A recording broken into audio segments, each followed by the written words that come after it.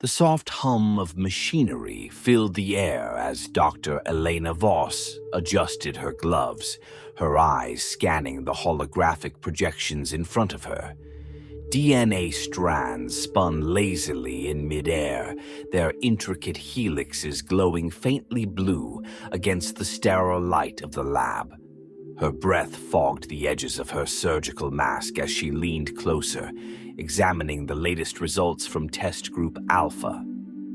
"Promising," she murmured to herself, her voice barely audible over the drone of ventilation systems. But beneath her calm exterior, unease gnawed at her.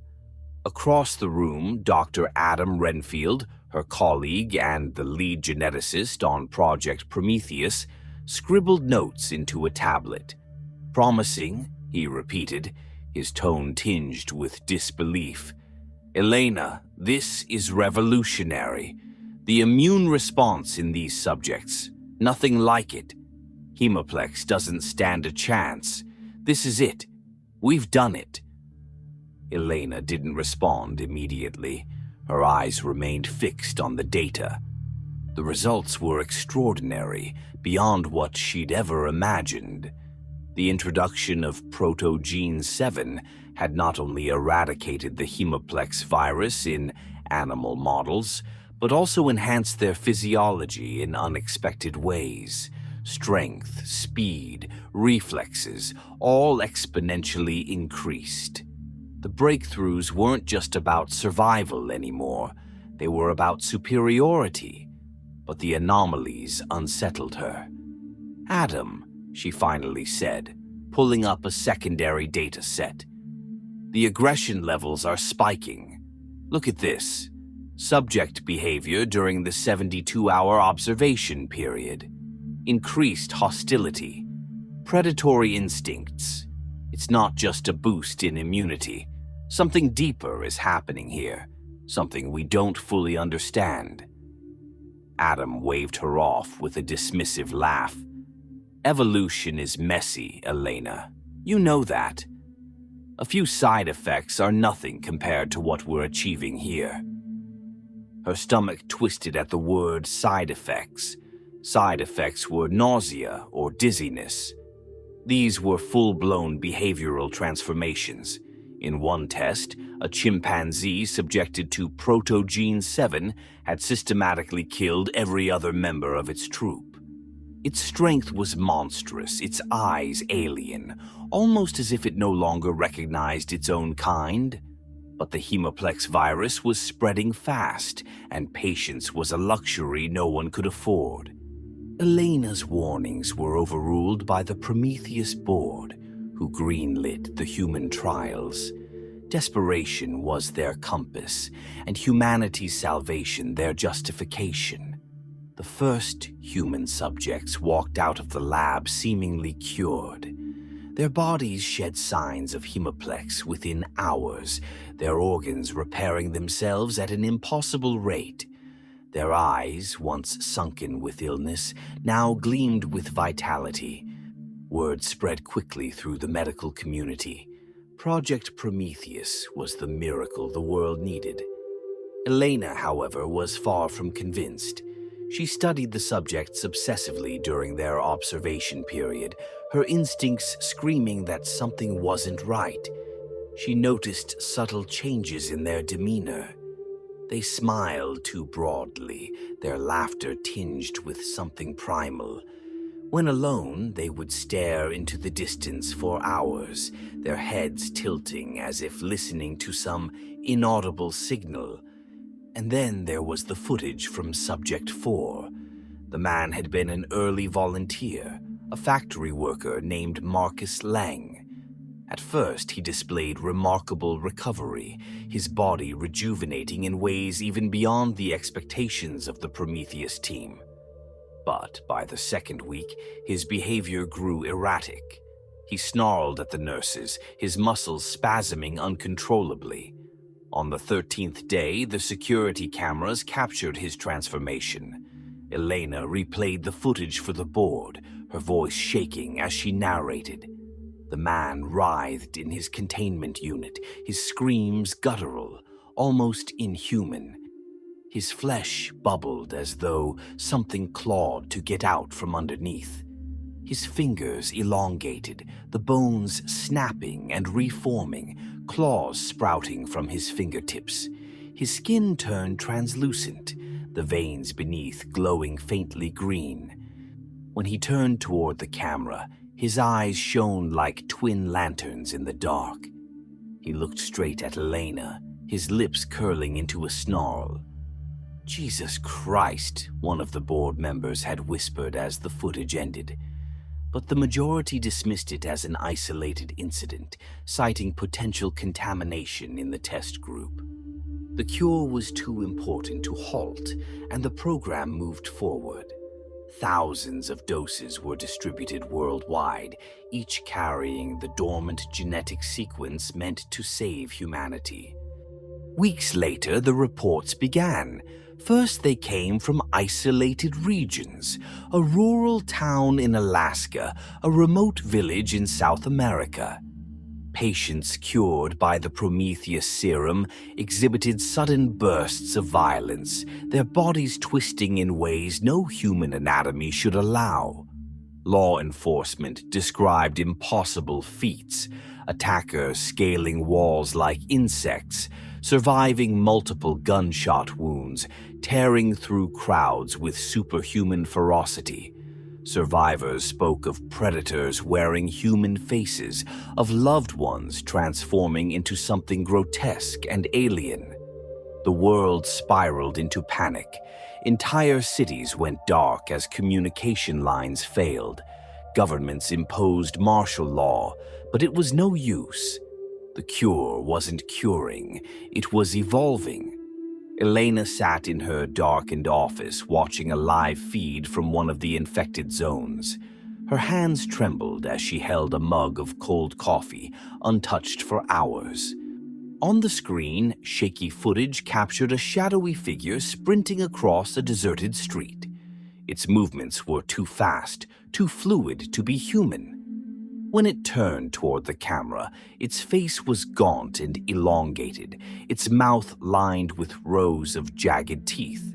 She barely noticed Adam enter the room until he spoke.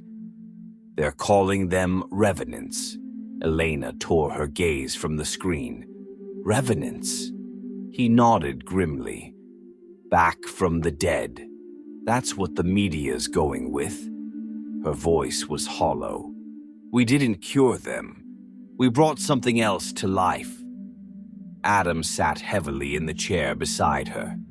"We'll fix this," he said, though the words sounded empty even to him.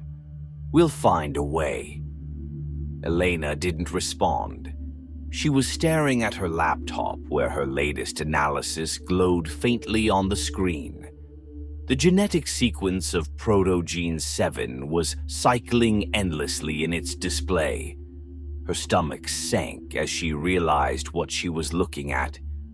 Proto-Gene 7 wasn't entirely human. The alien markers had been subtle, buried deep within the genome, but unmistakable.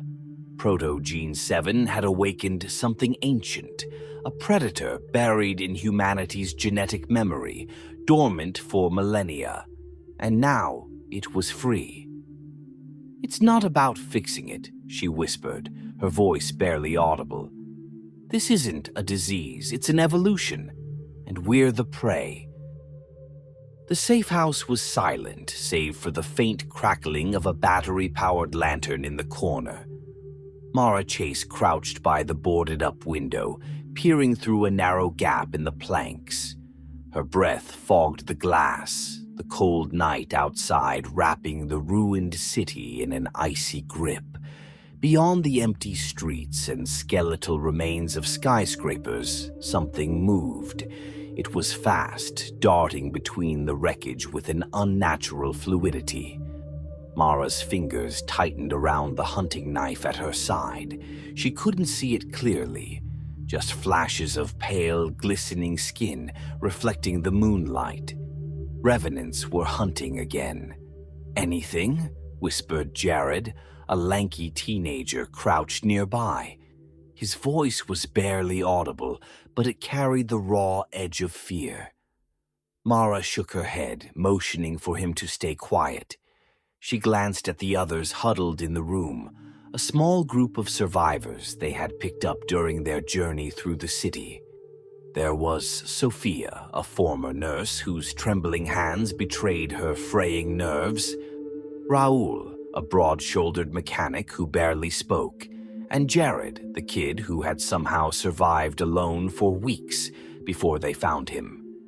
They were all exhausted, their faces hollow, their clothes filthy from weeks of running and hiding. The world outside wasn't theirs anymore. It belonged to them. The revenants had come suddenly, their rise as swift and merciless as the spread of the Prometheus cure. What began as isolated incidents had become an epidemic of violence. Cities fell overnight, entire populations either slaughtered or transformed. The survivors soon realized that the revenants weren't just attacking at random, they were hunting. Mara had seen it firsthand. She still remembered the night her wife, Lynn, changed. It had started with strange symptoms, heightened senses, bursts of aggression, an unnatural glow in her eyes. Mara thought it was stress, a side effect of surviving the hemoplex plague. But then Lynn had collapsed, her body convulsing as her bones cracked and shifted. When she stood again, she wasn't Lynn anymore. The thing that had once been her wife attacked without hesitation, tearing through their young daughter Emma before Mara could stop it. The memory was seared into her mind, the sound of ripping flesh, the inhuman growls, the look in Lynn's eyes. There had been no recognition, no trace of the woman Mara had loved, only hunger. Now, weeks later, Mara and her group moved through the ruins of civilization like ghosts. They scavenged what they could during the day and barricaded themselves at night, hoping to avoid the revenants' hunting packs. But it was getting harder to stay hidden. The creatures were evolving. At first, they were feral, acting on pure instinct. But as the days passed, Mara began to notice changes. The packs moved with purpose, coordinating their attacks. They flanked their prey, driving them into traps. And then there were the sounds, low guttural clicks and screeches that echoed through the night. It wasn't just communication. It was language. They're learning, Mara had told the group during one of their whispered meetings. They're not just predators. They're becoming something worse. That night in the safe house, Mara's fears were confirmed. She heard it first, a faint rhythmic clicking that carried through the cold air. It was distant but growing louder, echoing off the broken buildings outside. The others froze, their eyes wide with terror. "They're here," Raoul muttered, gripping a length of rebar like a lifeline. Mara motioned for everyone to stay low. She extinguished the lantern, plunging the room into darkness.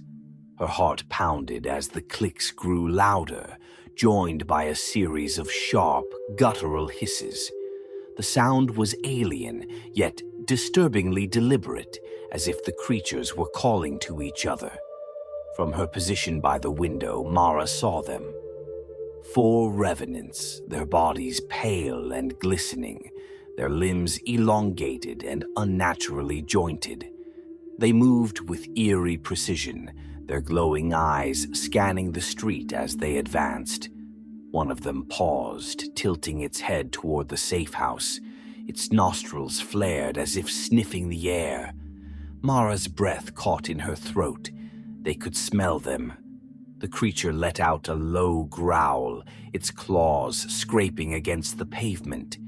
The others responded, their bodies tensing as they turned toward the building. Mara could see their jagged teeth glinting in the moonlight, their movements like coiled springs ready to strike. "We have to go," she whispered, her voice barely audible. Raoul shook his head. They're too close. If we run now, they'll tear us apart if we stay. Mara cut him off, her tone firm. We move quietly. No lights. Stick together. The group nodded reluctantly. Mara led them through the safe house, keeping to the shadows. Every step felt like a gamble, the creak of the floorboards threatening to give them away. The clicking sounds outside grew louder, accompanied by the sound of claws scraping against the building's exterior. They were inside. The chase was a blur of chaos and terror. The group fled through the building's narrow corridors, their footsteps echoing as the revenants pursued them. The creatures moved with inhuman speed, their shrieks bouncing off the walls. Mara could feel them closing in, their claws raking against the walls just behind her. Jared stumbled, his foot catching on debris. Mara turned just in time to see one of the creatures lunge toward him. Without thinking, she threw herself forward, driving her knife into its throat. The creature let out a guttural screech, its glowing eyes locking onto hers as it thrashed violently. Its blood was thick and black, coating her hands as she yanked the blade free. "Move!" she shouted, pulling Jared to his feet. They burst out onto the street, the cold air biting at their skin. But the revenants were relentless. One of them leaped from a nearby rooftop, landing with a sickening crunch in front of the group. It rose slowly, its glowing eyes fixed on Mara. Its mouth opened, rows of jagged teeth gleaming as it let out a bone-chilling roar. Before it could strike, a deafening sound shattered the night. A gunshot. The creature's head snapped back, black ichor spraying into the air. Mara turned to see Sophia holding a trembling pistol, her face pale but determined. "Keep moving," Mara shouted. By the time they reached safety, a reinforced bunker hidden beneath an abandoned warehouse, they were battered and breathless. Jared sobbed quietly, clutching his injured ankle. Raoul slammed the door shut, securing the locks as Mara collapsed against the wall. "They're getting smarter," she said, her voice hollow. "We can't keep running forever." Sophia looked at her, eyes filled with desperation. "What do we do?" Mara didn't answer immediately. Her thoughts were racing, piecing together what she had observed. The revenants weren't just evolving physically, they were adapting mentally.